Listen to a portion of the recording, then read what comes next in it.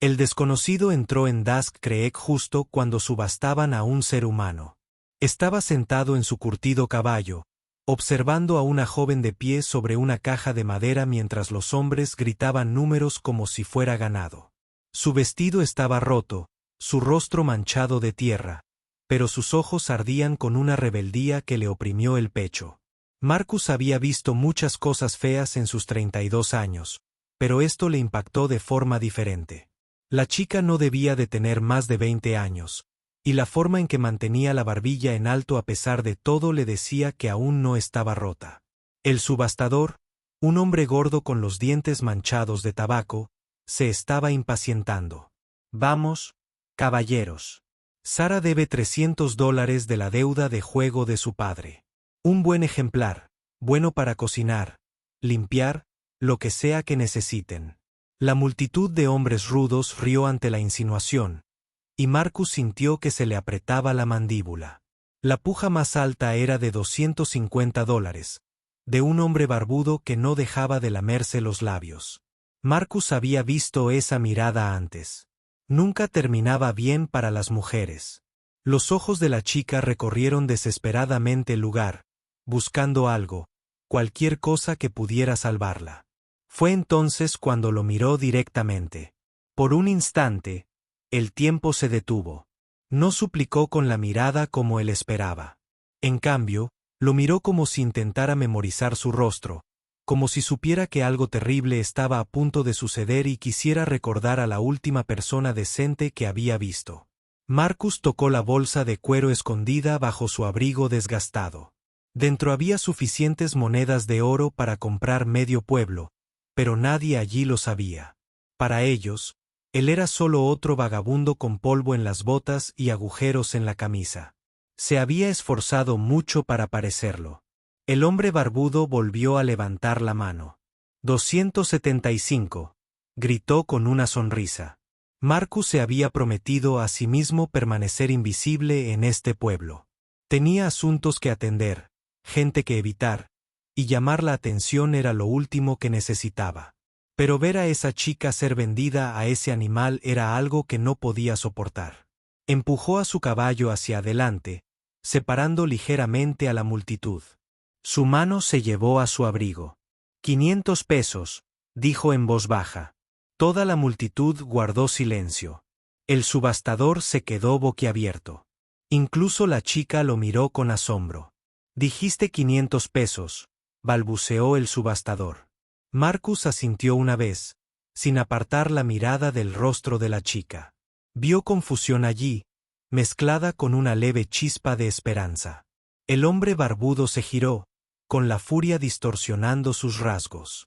«¿Quién demonios eres, chico?» Marcus finalmente lo miró. «Alguien que tiene $500. Pero al buscar su oro, notó que 3 hombres al fondo de la multitud intercambiaban miradas significativas. Habían reconocido algo en él. Tal vez su caballo, tal vez su voz. Se le heló la sangre al darse cuenta de que su mayor miedo estaba a punto de hacerse realidad. Su pasado acababa de... Lo alcanzó en el peor momento posible. Las monedas de oro golpearon la palma del subastador con un sonido que silenció cualquier susurro entre la multitud. Marcus las contó lenta y deliberadamente, mientras todos los ojos de Dusk Creek observaban. $500 era más dinero del que la mayoría de estos hombres verían en 2 años. «Vendido», declaró el subastador, pero su voz se quebró por el nerviosismo. Marcus desmontó y caminó hacia la plataforma. La chica, Sara, bajó de la caja con piernas temblorosas. Cuando se acercó lo suficiente, pudo ver el miedo que había estado escondiendo tras esa máscara desafiante. «¿Cómo te llamas?», susurró. «Marcus», dijo simplemente, y luego se giró para dirigirse a la multitud. «Se acabó el espectáculo, amigos». Pero los 3 hombres de atrás avanzaban a empujones, y a Marcus se le encogió el estómago al reconocer al líder, Jake Morrison, un cazarrecompensas con una memoria inquebrantable y una moral intachable. «Bueno, que me aspen», dijo Jake arrastrando las palabras, con la mano apoyada en su arma. Marcus Dalton pensó que eras muerto. La multitud se conmovió al oír el nombre. Algunos lo conocían. El apellido Dalton tenía peso en ciertos círculos, aunque no del tipo que Marcus quería que se le atribuyera en ese momento. Sara los miró, percibiendo el peligro que crepitaba en el aire. ¿Qué pasa? Marcus mantuvo la voz baja. No te acerques a mí. No digas nada. Jake se acercó, flanqueado por sus dos compañeros. Chicos, nos encontramos con un verdadero misterio. Verán, se supone que Marcus Dalton está arruinado. Su padre lo perdió todo antes de morir. Dejó al joven Marcus aquí solo con deudas y vergüenza. El hombre barbudo que había estado pujando contra Marcus se animó con interés. Entonces, ¿de dónde sacó 500 en oro? Eso es lo que me pregunto, dijo Jake, sin apartar la vista de Marcus. Verán, se ha hablado de dinero del ferrocarril desaparecido. Mucho dinero del ferrocarril desaparecido. Y aquí está el pobre Marcus, supuestamente arruinado como una rata de iglesia, despilfarrando oro como si fueran centavos. Marcus sintió que Sara se tensaba a su lado. Era lo suficientemente inteligente como para entender que, fuera lo que fuese, estaba pasando algo más grande que su deuda y más grande que esta subasta. Parece que me confunden con otra persona, dijo Marcus con calma. Solo soy un vagabundo que tenía ahorros. Jake rió, pero no había humor en ello. ¿Ahorros? Vaya, sé lo que hiciste para conseguir ese dinero, y sé que hay mucho más de dónde salió. La multitud se estaba inquietando, percibiendo violencia en el aire. Marcus podía sentirlos acercándose, atraídos por el olor a dinero fácil y emoción. Fue entonces cuando Sara hizo algo inesperado. Dio un paso adelante, interponiéndose parcialmente entre Marcus y Jake. Este hombre acaba de comprar mi deuda de buena fe, dijo, con una voz más fuerte de lo que Marcus esperaba. Si tienen asuntos con él, trátenlos en otra parte. Jake entrecerró los ojos mientras la miraba. Señora, no sabe en qué se ha metido. Sé que estoy liada con alguien que me acaba de salvar de ese animal, dijo, señalando con la cabeza al hombre barbudo. Es suficiente por ahora. Marcus la miró fijamente. Esta mujer que había sido vendida como ganado se enfrentaba a hombres armados para defender a una desconocida. Era la cosa más valiente o la más insensata que había visto en su vida. Pero Jake no se rendiría. Esto es lo que va a pasar. Vienes con nosotros, Marcus, y vamos a tener una larga charla sobre dónde has estado y qué has estado haciendo. La mano de Marcus se movió hacia su arma, pero se detuvo. Había demasiada gente aquí. Demasiado caos. Si empezaban los disparos, Sara estaría justo en medio. Necesito tiempo para poner mis asuntos en orden, dijo Marcus con cautela. Jake sonrió. Tienes una hora. Después de eso, venimos a buscarla. Mientras la multitud comenzaba a dispersarse, Marcus se dio cuenta de que su simple acto de bondad acababa de pintarles una diana en la espalda. Y Sara aún no tenía ni idea de que el hombre que la había salvado podría ser la persona más peligrosa de 3 estados. Marcus llevó a Sara a las afueras del pueblo, donde esperaba su caballo, mientras su mente repasaba opciones que terminaron mal. El sol subía cada vez más alto, y con cada minuto que pasaba, Jake Morrison probablemente atraía a más hombres y más preguntas. Tienes que irte, dijo Marcus sin mirarla. Toma esto. Le puso $50 en la mano. Sal de aquí en la siguiente etapa y no mires atrás. Sara miró el dinero, luego a él. Acabas de gastar $500 en mí y ahora me das más para que me vaya. Eso no tiene sentido. Nada de esto tiene sentido, murmuró Marcus, revisando sus alforjas. Dentro, envuelto en tela engrasada, había suficiente dinero robado del ferrocarril como para ahorcarlo 10 veces. Llevaba 3 meses corriendo con él intentando averiguar cómo devolverlo sin que lo mataran. ¿Qué robaste?, preguntó Sara en voz baja. Marcus se quedó paralizado. ¿Qué te hace pensar que robé algo? Porque los hombres inocentes no tienen el mismo aspecto que tú cuando ese cazarrecompensas dijo tu nombre. Y no llevan monedas de oro cuando van vestidos como vagabundos. Se acercó. Y no salvan a mujeres al azar en subastas a menos que entiendan lo que se siente estar desesperado. Marcus estudió su rostro. Había inteligencia allí, más aguda de lo que él había pensado al principio. Eres demasiado lista para tu propio bien. Lo suficientemente lista para saber que estás en serios problemas. Lo suficientemente lista para saber que si me dejas aquí, Jake Morrison me va a usar para llegar a ti.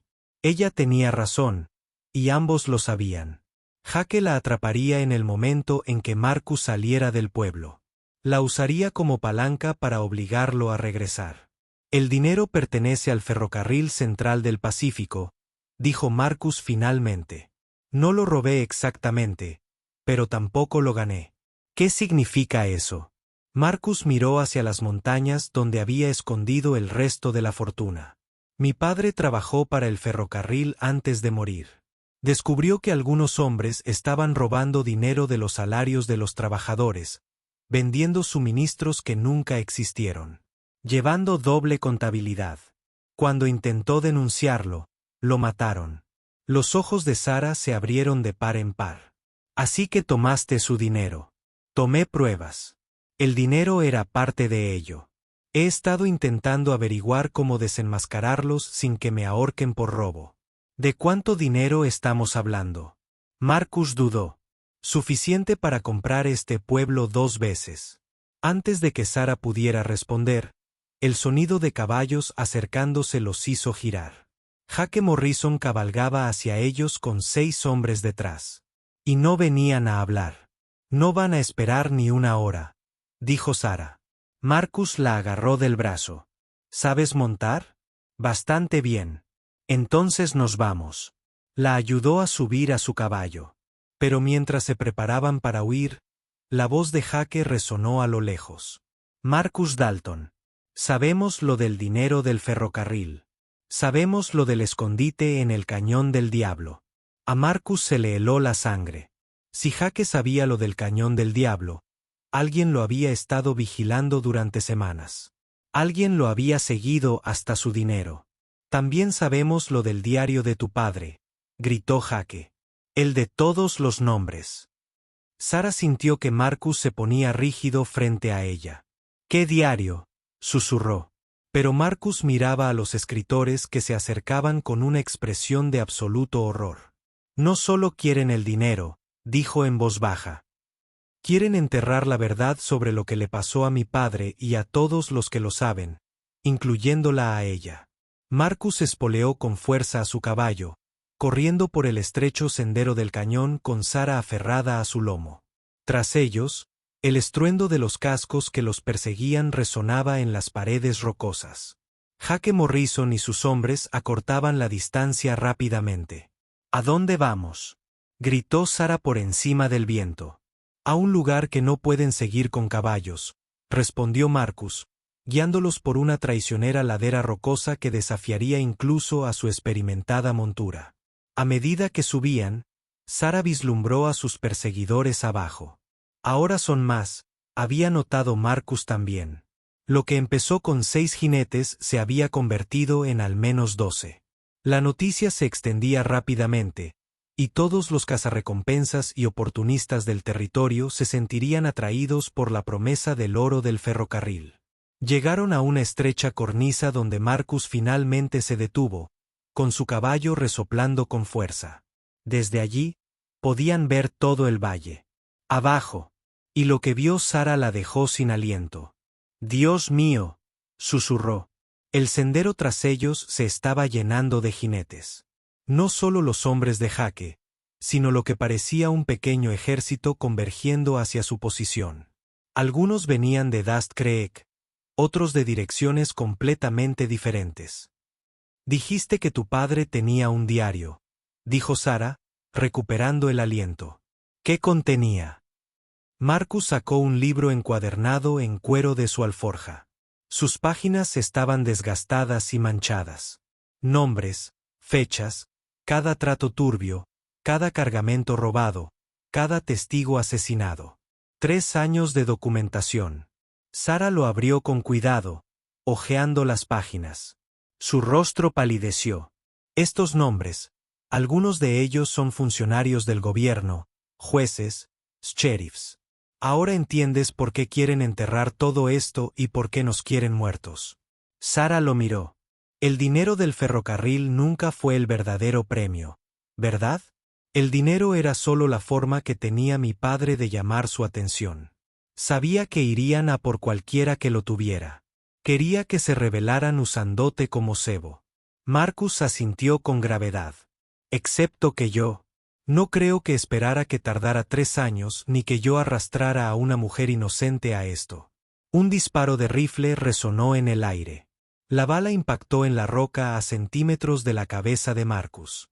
Los escritores de abajo se habían acercado lo suficiente como para empezar a disparar. Tenemos que irnos, dijo Marcus. Pero al mirar a su alrededor, se dio cuenta de que sus opciones se habían agotado. El sendero que tenían delante estaba bloqueado por rocas caídas, y detrás de ellos había una caída de 12 metros hacia piedras irregulares. Sara estaba estudiando el diario de nuevo. Marcus, mira esta entrada de 2 semanas antes de que muriera tu padre. Le mostró una página que le hizo palidecer. Se reunió con alguien de la compañía ferroviaria, alguien que prometió ayudarlo a exponer la corrupción. Eso es imposible. El ferrocarril lo quería muerto, no el ferrocarril. Mira el nombre. Marcus volvió a leer la entrada con manos temblorosas. La reunión había sido con James Morrison, el hermano mayor de Jake, que trabajaba como investigador ferroviario. Jake me ha estado buscando a los que mataron a su propio hermano. Sara lo miró fijamente. No lo sabe. Otro disparo sonó más cerca. Esta vez, la voz de Jake resonó desde abajo. Marcus, envía el diario y dejaremos que la mujer viva. Marcus miró a Sara, luego al diario, luego al ejército de hombres que se acercaba y que los matarían a ambos en cuanto consiguieran lo que querían. Hay algo más, dijo Sara en voz baja, sin dejar de leer. Tu padre no solo documentó la corrupción. Descubrió dónde guardan el resto del dinero robado. Millones de dólares, la miró Marcus. ¿Dónde? En Das Creek. Oculto ante las narices de todos. La ironía lo golpeó como un puñetazo. La fortuna que podría exponer toda la conspiración se encontraba en el mismo pueblo donde habían comenzado esta pesadilla. Pero a medida que más disparos comenzaban a acribillar las rocas a su alrededor, Marcus se dio cuenta de que tal vez nunca vivirían lo suficiente para usar esa información. Los hombres de Jake subían la pendiente y no había ningún lugar a donde escapar. Sara, dijo Marcus en voz baja, necesito que sepas algo. Pase lo que pase, comprar tu libertad fue lo primero que hice decentemente en 3 años. Entonces asegurémonos de que no sea lo último, dijo, comprobando la pistola que había sacado de su alforja. Si te gusta esta historia, suscríbete. Hay mucho más de donde salió esto. El enfrentamiento duró exactamente 30 segundos antes de que todo se fuera al garete. Marcus oyó el silbido de una flecha justo antes de que se clavara en el cuello de su caballo. El animal gritó y se encabritó, arrojando a ambos jinetes al duro suelo. Sara rodó detrás de una roca mientras las balas empezaban a picar la piedra. A su alrededor. «Indios», gritó alguien desde abajo, y Marcus se dio cuenta de que la situación había empeorado muchísimo. Una partida de 6 guerreros apaches había aparecido en la cresta opuesta, inmovilizando a los hombres de Jake entre 2 fuerzas. Pero no eran asaltantes al azar.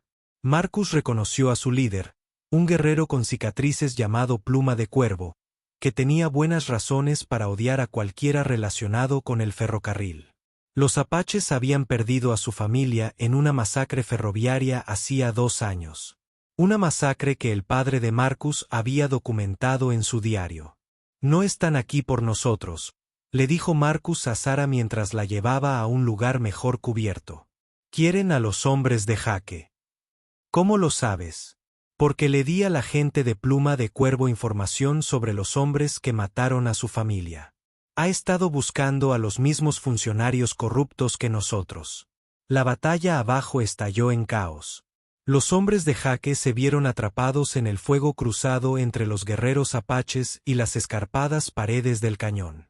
Marcus vio como 3 cazarrecompensas caían en el primer intercambio de disparos.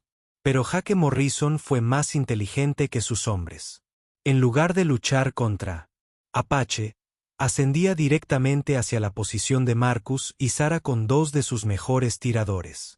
«Viene por el diario», dijo Sarah, apuntando con la pistola.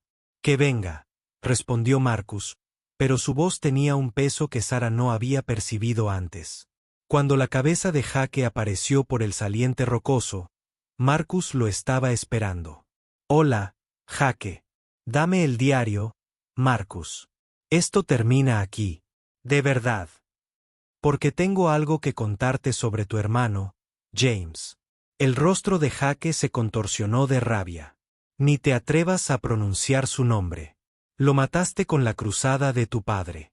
Tu hermano intentaba ayudar al mío a exponer la corrupción. Los hombres que lo mataron son los mismos que te pagan para que me persigas. Mientes». Marcus levantó el diario. «Ábrelo por una página específica. Léelo tú mismo». James Morrison, investigador ferroviario, reuniendo pruebas en secreto para respaldar las afirmaciones de William Dalton. Asesinado 3 días después de esta reunión. El arma de Jake vaciló al leer el nombre de su hermano escrito con una caligrafía cuidadosa, junto con detalles sobre su cooperación clandestina. «Nos enfrentaron», continuó Marcus. «Mientras me buscabas para vengarte, los verdaderos asesinos se enriquecían con el caos. Los gritos de guerra apaches se acercaban. Los hombres que le quedaban a Jake se dispersaban, corriendo hacia sus caballos. «¿Hay más?», gritó Sarah, leyendo otra página. «El hombre que ordenó ambos asesinatos. Es el sheriff de Dusk Creek. El mismo, quien probablemente te dijo dónde encontrar a Marcus». El rostro de Jake palideció al ver cómo encajaban las piezas. «Sheriff Crawford te ha estado usando para atar cabos sueltos», dijo Marcus. «Y cuando le trajiste el diario, también te habría matado». Una flecha apache silbó junto a la oreja de Jake, recordándoles a todos que sus verdaderos enemigos seguían acechando. «La corrupción va más allá del dinero robado», dijo Sarah, sin dejar de leer. «Planean incriminar a los apaches en una masacre que justifique la confiscación de sus tierras para la expansión del ferrocarril». Jake miró el diario, luego a Marcus.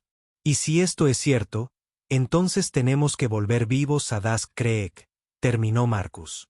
Antes de que Crawford se diera cuenta de que su plan se desmoronaba, al mirar hacia el fondo del cañón, pudieron ver a los jinetes de Crawford regresando a toda velocidad al pueblo. La improbable alianza entre Marcus, Sarah y Jake Morrison duró exactamente lo que les llevó darse cuenta de que el sheriff Crawford no solo huía. Se preparaba para la guerra. Salía humo de Dusk Creek mientras se acercaban al pueblo bajo la luz moribunda de la tarde. Pero no era humo de cocinas ni de forjas. Los edificios ardían y las calles estaban llenas de hombres armados que, sin duda, no eran lugareños. «Los Crawford trajeron sicarios», dijo Jake, estudiando la escena a través del catalejo de Marcus. «Al menos 20. Está destruyendo pruebas», se dio cuenta Sarah. «Mira, están quemando el banco, la oficina de tierras, cualquier lugar donde se puedan guardar registros». Marcus sintió náuseas al ver cómo la investigación de 3 años de su padre se convertía en humo. Cada documento, cada testigo, cada prueba estaba siendo eliminada sistemáticamente. Ahí, señaló Sarah a un grupo de hombres que sacaban a alguien del hotel a rastras. «Tienen prisioneros». A través del catalejo, Marcus pudo ver cómo el subastador de esa mañana era obligado a entrar en la cárcel a punta de pistola. El hombre que había vendido a Sarah era ahora responsabilidad de Crawford, probablemente porque había presenciado la inusual riqueza de Marcus y podía identificarlo. «Están matando a todos los que estaban en la subasta», dijo Jake con gravedad. «Cualquiera que haya visto a Marcus gastar ese dinero, cualquiera que haya oído mencionar esos nombres». El hombre barbudo que había estado pujando contra Marcus yacía muerto en la calle. «Es culpa mía», dijo Marcus. «Debería haberme quedado escondido». «No», dijo Sara con firmeza. «Esto empezó mucho antes de hoy. Tu padre sabía que este momento llegaría. Por eso te dejó el diario. Tenía razón. Pero no hizo más fácil ver morir a gente inocente». Pluma de Cuervo apareció junto a ellos como un fantasma, con la pintura de guerra fresca por la sangre. «Los corruptos queman la verdad», dijo en un inglés cuidadoso. «Pero el fuego no puede quemar lo que vive en la memoria». «¿Qué dices?», preguntó Marcus. «Tu padre prometió contarle al mundo lo que le pasó a mi gente. Los ferroviarios que ordenaron la masacre de mi pueblo. Están en ese pueblo. Crawford. Crawford da órdenes, pero el hombre que le paga viene esta noche». Marcus sintió que se le helaba la sangre. «¿Quién?». «El que llamas Morrison». Jake miró fijamente al guerrero apache. «Eso es imposible». «Morrison es mi apellido, no el de tu hermano. El mayor. El dueño del ferrocarril». Sara agarró el diario y lo buscó frenéticamente. «Toma», dijo con voz temblorosa. «Theodore Morrison, ejecutivo del ferrocarril. Tu padre se reunió con él 6 meses antes de morir». Jake palideció al leer la entrada. «Tío Theodore, él me dijo que Marcus mató a James. Él me ha estado pagando para que lo busque. Te envió tras Marcus para impedir que revelara la verdad sobre el asesinato de James». Sara se dio cuenta de que había un asesinato. Ordenó. El sonido de los jinetes que se acercaban hizo que todos miraran hacia el pueblo. Un carruaje de lujo llegaba, escoltado por más hombres armados. «Theodore Morrison», susurró Jake, y Marcus percibió 20 años de traición en su voz. «Viene a asegurarse de que el trabajo esté terminado», dijo Marcus. «A ver el diario quemado y a nosotros muertos». «Entonces no lo decepcionemos», dijo Sara, comprobando su munición. Pero mientras se preparaban para entrar al pueblo, Pluma de Cuervo levantó la mano. «Los apaches tienen un dicho: la serpiente es más peligrosa cuando está acorralada». Tenía razón. Theodore Morrison no había sobrevivido 30 años en el negocio ferroviario por descuido. Lo que fuera que los aguardaba en Arroyo del Crepúsculo estaría diseñado para eliminar cualquier amenaza a su imperio. «Hay algo más», dijo Sara, leyendo las últimas páginas del diario. «Tu padre escondió una segunda copia de todo. Seguro», lo llamó. «¿Dónde?». «Con alguien en Arroyo del Crepúsculo. Alguien de quien Theodore Morrison jamás sospecharía». Marcus miró el pueblo en llamas, luego a sus insólitos compañeros. En algún lugar de ese infierno estaba la clave para exponer décadas de corrupción y asesinato. «¿Quién?», preguntó Jake. «¿Quién tiene la segunda copia?». Sara levantó la vista del diario, pálida. «El sacerdote». Todos miraron hacia el pueblo, donde el campanario de la iglesia se alzaba sobre el humo. Y fue entonces cuando se dieron cuenta de que la iglesia no estaba ardiendo. Era el único edificio que los hombres de Crawford protegían. La iglesia se alzaba como una fortaleza en el centro de Dust Creek, rodeada por los sicarios de Theodore Morrison. Pero Marcus sabía algo que ellos desconocían. Todas las iglesias tenían una puerta trasera que daba acceso a las habitaciones privadas del sacerdote. Y su padre le había mostrado esa entrada años atrás. «Estás loco», susurró Jake mientras Marcus le explicaba su plan. «Aunque entremos, Morrison tiene 20 hombres ahí fuera». 21, corrigió Sara, al ver a otro jinete unirse al grupo. «Pero todos vigilan la puerta principal». Pluma de Cuervo estudió el plano con precisión táctica. «Mis guerreros pueden crear distracción. Aléjalos del edificio». «¿Por qué nos ayudarías?», preguntó Jake, aún sin poder confiar en nadie. «Porque cuando se sepa la verdad, mi gente obtendrá justicia por nuestros hijos masacrados». Al caer la noche, Marcus sintió el peso de 3 años oprimiéndolo. Todo por lo que su padre había muerto se reducía a la siguiente hora. Se movían entre las sombras como fantasmas. Los guerreros Pluma de Cuervo atacaron primero, atacando el hotel donde esperaba Theodore Morrison. Los sicarios corrieron hacia el lugar del tiroteo, dejando solo a 3 hombres vigilando la iglesia. Marcus, Sarah y Jake se escabulleron por el jardín del sacerdote y encontraron al padre Miguel esperándolos en su estudio. La mirada del anciano era triste pero decidida. «Llevo meses esperándolos», dijo, sacando una caja de madera de debajo de su altar. «Tu padre fue muy minucioso». Dentro de la caja había copias detalladas de todos los documentos, además de declaraciones juradas firmadas por testigos que Marcus creía muertos y fotografías de fosas comunes donde Theodore Morrison había enterrado sus problemas. «Esto es suficiente para ahorcar a la mitad del gobierno territorial», susurró Jake. «Más que suficiente», asintió el padre Miguel. «Pero Theodore Morrison está afuera con suficiente potencia de fuego para asegurar que estos documentos nunca vean la luz del día». Fue entonces cuando Sarah vio algo más en la caja. Un mapa que mostraba la ubicación de los principales fondos robados, dinero escondido bajo el propio banco de Dust Creek. «Ha estado escondiendo millones de dólares ante las narices de todos», dijo. «Dinero suficiente para probar cada robo, soborno y asesinato». El sonido de cristales rotos los interrumpió. Los hombres de Morrison se habían dado cuenta de dónde estaban. «Padre, ¿hay otra salida?», preguntó Marcus. «El campanario, pero hay una gran caída hasta el suelo». Mientras las botas subían con estruendo las escaleras de la iglesia, Marcus tomó una decisión que sorprendió a todos, incluido a sí mismo. «Jake, llévate a Sarah y los documentos. Llévalos a Capital Territorial. ¿Y tú?» «Ya no huyo». Marcus salió por la puerta principal de la iglesia con las manos vacías, pero la cabeza en alto. Theodore Morrison esperaba con una docena de armas apuntando al edificio.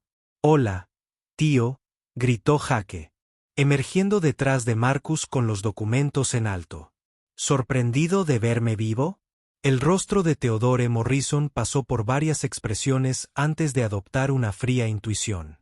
«Jacob, me dijeron que estabas muerto, igual que tú me dijiste que Marcus mató a James». El silencio del anciano lo confirmó todo. Al final, no fueron las balas las que derribaron el imperio de Theodore Morrison. Fue ver a su propio sobrino leyendo las últimas palabras de su hermano a una multitud de lugareños furiosos que habían perdido amigos por su avaricia. El dinero del ferrocarril fue devuelto. Los apaches obtuvieron justicia y Sarah nunca más tuvo que preocuparse por ser vendida. Marcus cumplió una promesa a su padre. La verdad finalmente salió a la luz. En cuanto al extraño vaquero que parecía un vagabundo más, usó su parte de los fondos recuperados para comprar un rancho donde Sarah lo ayudó a criar caballos y a construir una vida que valiera el precio que su padre pagó por ella. Si te gusta esta historia, suscríbete. Hay mucho más de donde salió esto.